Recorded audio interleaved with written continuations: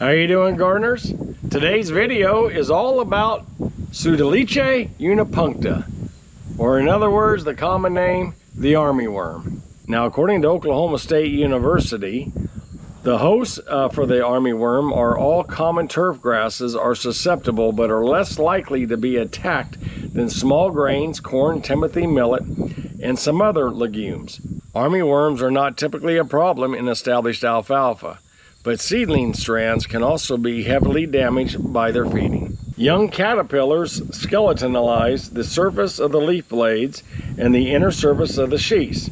Older larvae begin feeding from the leaf edges and consume entire leaves. Young caterpillars skeletonalize the surface of the leaf blades and the inner surface of the sheaths. Older larvae begin feeding from the leaf edges and consume entire leaves. Extensive feeding can cause bare areas in lawns. Armyworms often invade grasses in wet areas and may become the most abundant after flooding has occurred. Plants have lodged to make a dense canopy are often infested with the highest numbers. The larvae may migrate in mass from a decimated area to enter in areas of abundant food supply. Damage to lawns is normally found in years when the species is especially abundant in wheat and other small grains. Only the first generation during May and the fourth generations during September are likely to damage turf grasses in Oklahoma. In years when the first generation of larvae have been present in wheat, homeowners often find adult moths, millers, in large numbers hiding in shrubs and trees in early summer. The life cycle of armyworms as they overwinter as pupae or immature larvae which pupate in the spring. Moths emerge in the spring, mate and lay eggs en masse on host plants, normally in the grass and turf family. So this brings us to where we stand today, August 14th. My sweet corn has started to show a lot of signs of armyworms. My lawn has armyworms in it. And to the ranchers nearby, they are getting decimated by armyworms in their hay fields. Now this time in the armyworm cycle, it is not matching up very well with the rancher cycle in the terms of time of hay. If there's a large stand of grass out there that has not been damaged or cut in hay yet, a lot of times the grasses, there's plenty of leaf there to feed the young larvae as they start consuming food. That being said, shortly after a cutting, when this larvae is entering that time of heavy feeding, and then you happen to have a heavy population. We just had 6.5 inches of rain in the last 2 weeks. This is decimating a lot of the hay fields out there. One of them is to the southwest of my particular beehive from where it is, or directly south of my watermelon and pumpkins. Which brings me to today's topic. I do not have a cantaloupe. I don't have a watermelon. I don't have pumpkins. I don't have zucchini. I don't have yellow squash without the aid of bees. Now, the field to the south of me is decimated with armyworms right now, and they had harvested all of the brome grass off of that particular property. But right now, the armyworms came into a very high population following all this rain. Shortly after they cut the grass, we were in a temporary drought. I say temporary, we were in a 6-week drought. The grass was actually yellow, didn't recover very well. The hayfield did not recover very well.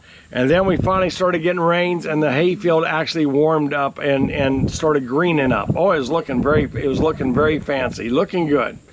And then all of a sudden, the armyworms hit that magic window to where all of a sudden they started decimating that young hayfield, young in the terms of regrowth. So now I got a problem. I have pumpkins to the north of that hayfield. I have a predominant west wind. I have cantaloupe, I have the watermelons, all directly to the north of where this is. All right. So now all of a sudden, I know in conversation with my neighbor, he has to do something to kill these armyworms. They're decimating this hayfield. They're eating everything. If this field doesn't regrow, you stand a chance of losing the brome and face a lot more bigger problems such as replanting and that type of a thing. So, but if they can just save the field right now and kill off all the armyworms, that will save the brome, save a lot of work, a lot of tillage, a lot of other things that goes into that. I have to have the bees though. So working with the Harveyville Seed Company, working with my neighbor, identifying the proper times that would for when the bees to be sprayed, or not the bees to be sprayed, when the field can be sprayed in the appropriate wind, and also at the appropriate time of day. When are the bees active? When are the bees not active? So that's something there that, fortunately for me, I have a good relationship with Harveyville Seed. I have a great relationship with my neighbor, and Brett works with me also on my farm. They both understand my situation. So fortunately, we're able to have this reasonable conversation prior to it. So the minute I started hearing, oh my gosh, the armyworms are coming, that created a red flag for me, because I know what's going to happen. They have to deal with this problem. Same way if you had a wheat field or you had yourself cornfields or something along that line. It becomes a state of economic threshold to where you have to deal with it. And when they don't have any brome growing out there for next year and it's decimating the field, that's a real problem, So we have to go ahead, and I know they got to deal with it. So why don't we all just work together to get this thing organized? It pays to have good conversations. No one get too heated about it. Realize the other person's position and understand they have to deal with this problem. So let's go out there, take a look at our beehive. They sprayed last night after 8 p.m. That field after my bees were back in the house. I went ahead and I covered the bees approximately 7:45 with a wet sheet to cover the hives to make sure that any chances of any drift or anything along that line would prevent my hive from being damaged. So as from talking with my beekeeper, Bruce Long, he said that a lot of times if these bees are infected, they'll stay and die outside of the hive and won't enter the hive.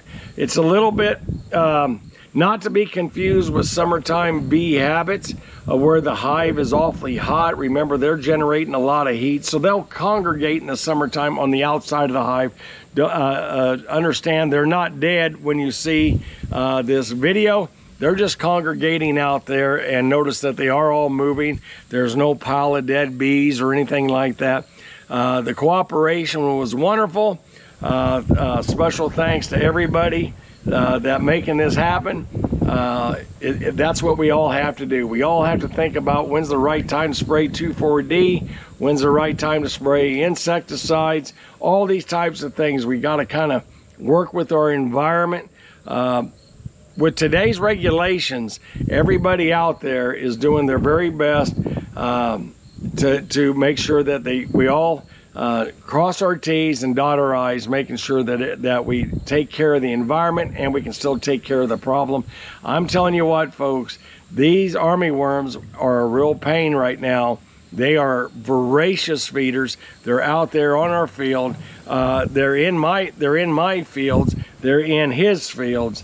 There's certainly been losses and crop losses, and there's a loss of potential income by everyone in our area right now. We're going through a tremendous phase in the armyworms cycle, and it was like this a few years ago. It's back to being like this again. Sounds like our horse wants to get involved. He's out there.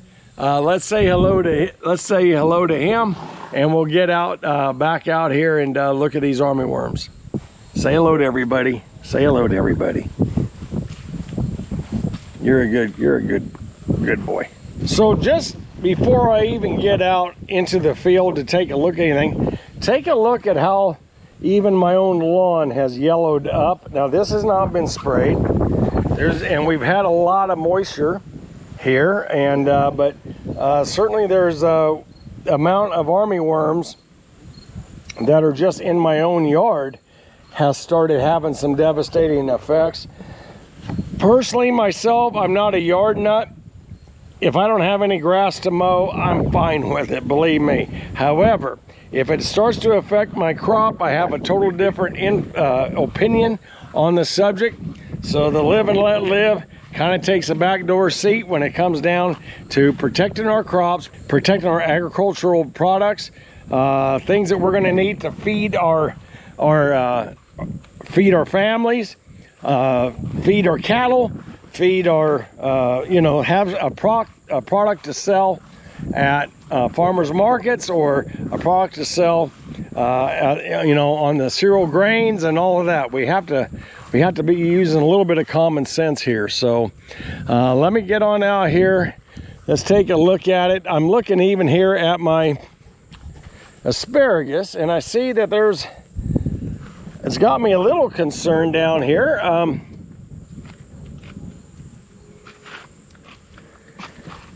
Do you see how the skins on the asparagus are a little bit raw?